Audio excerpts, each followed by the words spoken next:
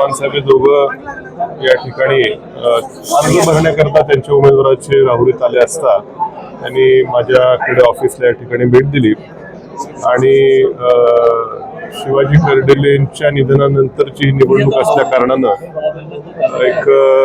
ही निवडणूक न लढण्याची त्यांनी या ठिकाणी विनंती केली. त्यांनाही मी सांगितलं की आम्ही भावना आमच्या देखील आहेत, परंतु जे काय 15 दिवस मी मतदारसंघात विशेषतः राहुरी तालुक्यात फिरताना या तालुक्याचे जे काय प्रश्न आहेत, या तालुक्याच्या अस्मिता असेल, प्रश्न असेल, समस्या असतील, त्याकरताच निवडणूक लढवणं हा उद्देश माझा त्या ठिकाणी होता. कारण की या तालुक्याला विधानसभेमध्ये प्रतिनिधित्व मागच्या 20 वर्षामध्ये फक्त 5 वर्ष मिळालेलं आहे.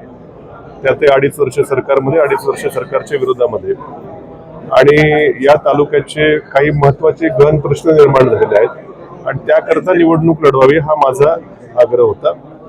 त्यावर त्यांनी काय मुद्दे त्या ठिकाणी ऐकून घेतले आणि सध्या जे काही विशेष मुद्दे या तालुक्याच्या साठीचे आहेत, उदाहरणार्थ जो काही आमच्या KK रेंजचा भाग आहे त्याच्यामध्ये पुन्हा ॲम्युनिशन पार्कचं ॲक्विजिशन 7,000 एकराचं होणार असं पत्र आहे, त्यावर मात्र त्यांनी ठामपणे सांगितलं की आम्ही ते कॅन्सल करू, शक्यतो नसेल, जरी असेल तरी आम्ही ते काय ॲक्विजिशन करणार नाही असं ठाम त्यांनी त्या ठिकाणी सांगितलं.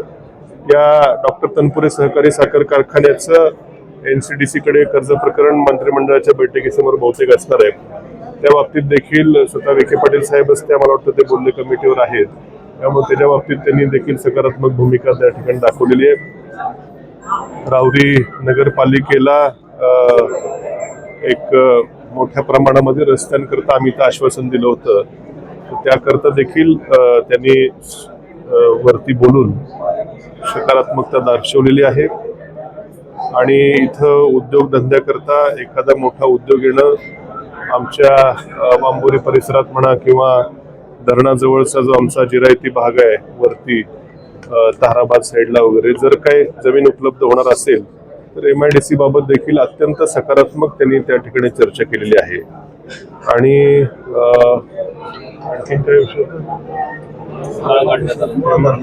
मुळा धरणाच्या देखील त्या ठिकाणी जे समन्यायी पाणी वाटप धोरणामुळे बऱ्याचदा मुळा धरणातलं पाणी हे जायकवाडीला सोडावं लागतं आणि इथल्या शेतीला मोठी अडचण येते. तर जवळपास 2.5 TMC गाळ त्या ठिकाणी आहे, तो देखील काढण्याबाबत देखील सकारात्मक उपाययोजना आधीच चालू केल्या त्यांनी सांगितलेलं आहे की जेणेकरून या मुळा धरणातलं पाणी आणखीन त्या ठिकाणी तालुक्याला उपलब्ध होईल. अशा सर्व बाबींवरती अत्यंत सकारात्मक चर्चा झाली. मुख्यमंत्री महोदयांशी देखील फोनवरती चर्चा त्यांनी घडून आणली. त्यामुळे या तालुक्याच्या विकासाच्या मुद्द्यावर निवडणूक जी लढवायची होती त्यावरती त्यांनी सर्व मुद्द्याला अत्यंत सकारात्मक प्रतिसाद दिलेला आहे.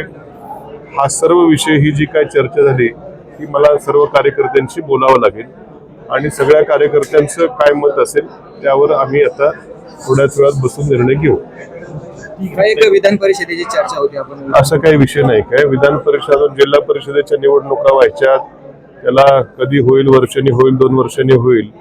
आज जो विषय आहे तो या राहुरी विधानसभा मतदारसंघाचा आहे. त्यातही मी ज्या तालुक्यात राहतो, शहरात राहतो, मोठा मतदारसंख्या ही राहुरी तालुक्यातली आहे आणि या तालुक्याला प्रतिनिधी नव्हता बरेच वर्ष, त्यामुळे तो जो काही विकास कामांचा बॅकलॉग असेल त्या संदर्भातच फक्त चर्चा झाली. बाकी काही राजकीय चर्चा कुठल्याही प्रकारची झालेली नाही. त्यांनी विनंती, आता एवढी मोठी माणसं, पक्षाचे प्रदेशाध्यक्ष स्वतः या ठिकाणी आले, पालकमंत्री देखील स्वतः आले, एवढ्या मोठ्या माणसांनी या ठिकाणी विनंती केलेली आहे आणि विकासाचे प्रश्न देखील मार्गी लावण्याचं त्यांनी सकारात्मक, अत्यंत मुख्यमंत्री महोदयांनी देखील सकारात्मकता दर्शवलेली आहे.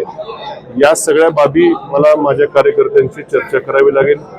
अर्ज माझा भरून तयार आहे, पण या सर्व आता एवढी मोठी माणसं जेव्हा आपल्याकडे येतात आणि ज्या मुद्द्यावर आपण निवडणूक लढवायचं म्हणतोय त्या मुद्द्यालाच त्यांनी हात घालून त्याला सोडवण्याचा जर विषय केला असेल तर मला माझ्या सर्व सहकाऱ्यांना विश्वासात घेऊन निर्णय घ्यावा लागेल.